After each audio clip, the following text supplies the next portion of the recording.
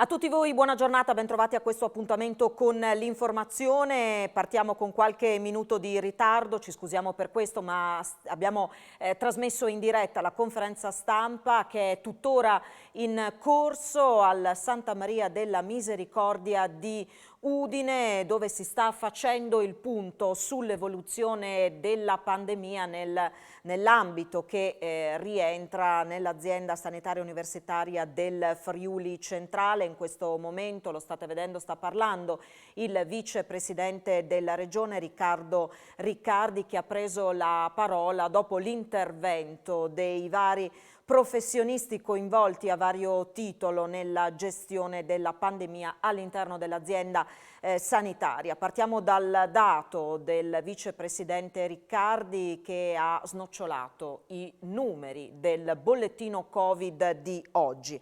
438 nuovi contagi, di cui 311 a Trieste. Numeri importanti soprattutto in considerazione del fatto che mediamente quelli della giornata del lunedì sono più bassi rispetto alle altre giornate. Il primo a parlare è stato Denis Caporale, direttore generale di ASU FC. A chi in piazza grida "non molleremo mai", voglio far sapere che questa battaglia non si vince in piazza ma con la vaccinazione, ha detto aprendo la conferenza stampa. L'attuale situazione, ha aggiunto, preoccupa il sistema. Con le attuali proiezioni saremo costretti di qui a breve a convertire numerose attività. Questo si rifletterà non solo sulle liste d'attesa, ma più in generale sulla salute di altri cittadini magari vaccinati. Caporale ha ricordato poi l'importante e imponente lavoro di contact tracing portato avanti dal Dipartimento di Prevenzione. Ai cittadini chiediamo di essere sinceri quando si tratta appunto di comunicarci con chi sono entrati in contatto, perché solo in questo modo si può arrivare a un tracciamento puntuale, solo così si può contrastare la diffusione del virus, ha detto.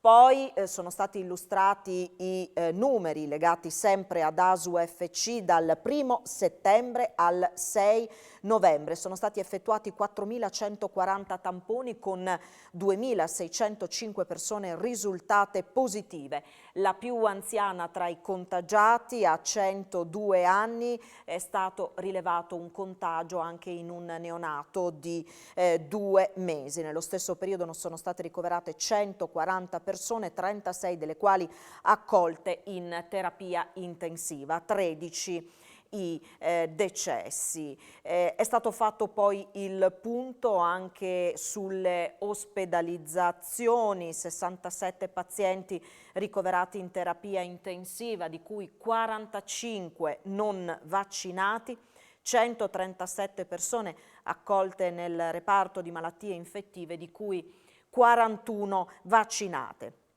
Ha preso la parola Carlo Tascini, direttore della clinica malattie infettive di ASU FC, il quale ha sottolineato come sì, è vero che alcune persone vaccinate sono decedute, ma ha subito precisato si tratta di persone dagli 85 anni in su, fragili, con comorbilità.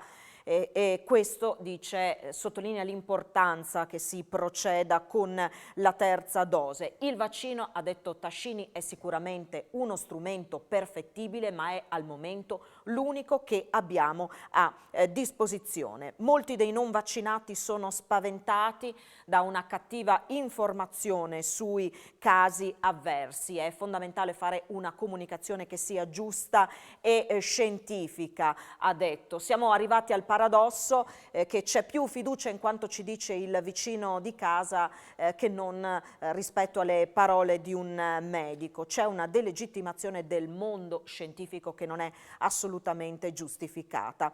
Di questo ha parlato anche il direttore della SOC, della seconda terapia intensiva Bassi, il quale ha sottolineato che la vaccinazione sta avendo effetti sulla mortalità, che in questa quarta ondata è nettamente inferiore rispetto alla seconda e alla terza ondata Covid.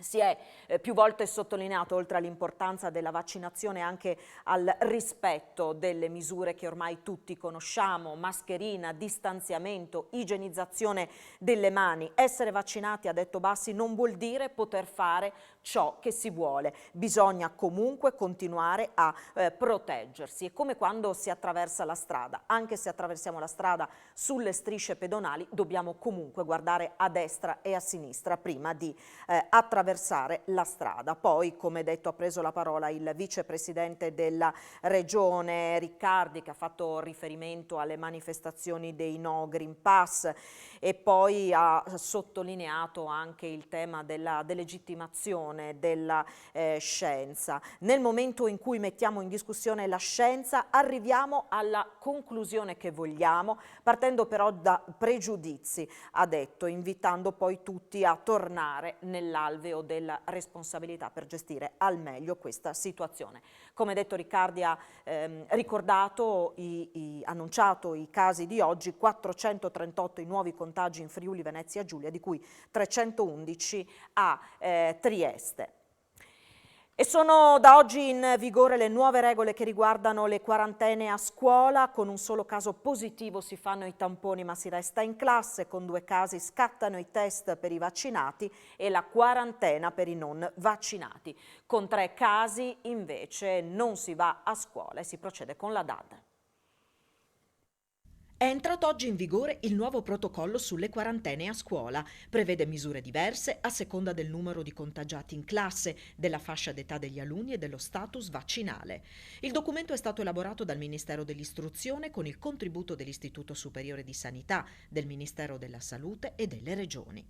Se in aula c'è un caso positivo, i compagni di classe faranno un test e se il risultato sarà negativo si potrà tornare a scuola. Poi si farà un altro tampone dopo 5 giorni. Con 2 positivi, i vaccinati e i guariti dal Covid negli ultimi 6 mesi faranno il tampone, mentre per i non vaccinati scatterà la quarantena. Con 3 contagi andrà in quarantena tutta la classe senza distinzione tra vaccinati e non. Per i più piccoli è previsto un test subito ed una quarantena di 10 giorni. Sono presi in considerazione i contatti intervenuti nelle 48 ore prima dell'insorgenza dei sintomi del caso oppure nelle 48 ore antecedenti la data dell'esecuzione del test risultato positivo, se il caso è asintomatico. Per quanto riguarda il personale scolastico, le misure dipendono dal tempo di permanenza nella classe dove si è verificato il contagio e dal contatto con il positivo. Scattano se l'attività in presenza si è svolta per almeno 4 ore nello stesso ambiente con l'alunno contagiato. L'isolamento dei casi, la quarantena e le tempistiche per il rientro in classe sono sotto la responsabilità delle autorità sanitarie, ma fino al loro intervento, nell'immediatezza della conoscenza del caso positivo, l'istituto attiverà una procedura standardizzata. Il dirigente scolastico è autorizzato a sospendere temporaneamente le attività didattiche in presenza. Una coppia di fidanzati di 19 anni che stava passeggiando con il cane in campagna a Buia è stata raggiunta da un colpo di arma da fuoco esploso da un cacciatore. I carabinieri della compagnia di Tolmezzo sono sulle tracce di un cacciatore che ieri mattina, a Tomba di Buia, mentre stava esercitando l'attività venatoria, ha esploso accidentalmente un colpo di fucile che ha raggiunto una coppia di fidanzati e il loro cagnolino.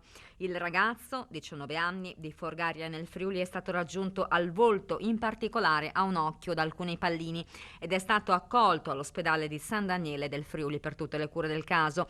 Non è grave perché il colpo di arma da fuoco è stato esploso da una distanza di oltre, si stima, 70 metri. I pallini quindi fortunatamente hanno perso potenza.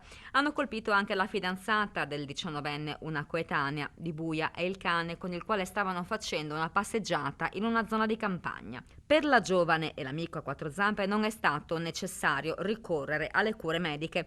Tanta paura comunque per la coppia che ha chiamato il 112. Indagano i carabinieri dell'Arma, di Tolmezzo e della stazione di Osoppo per identificare la persona che ha esploso il colpo.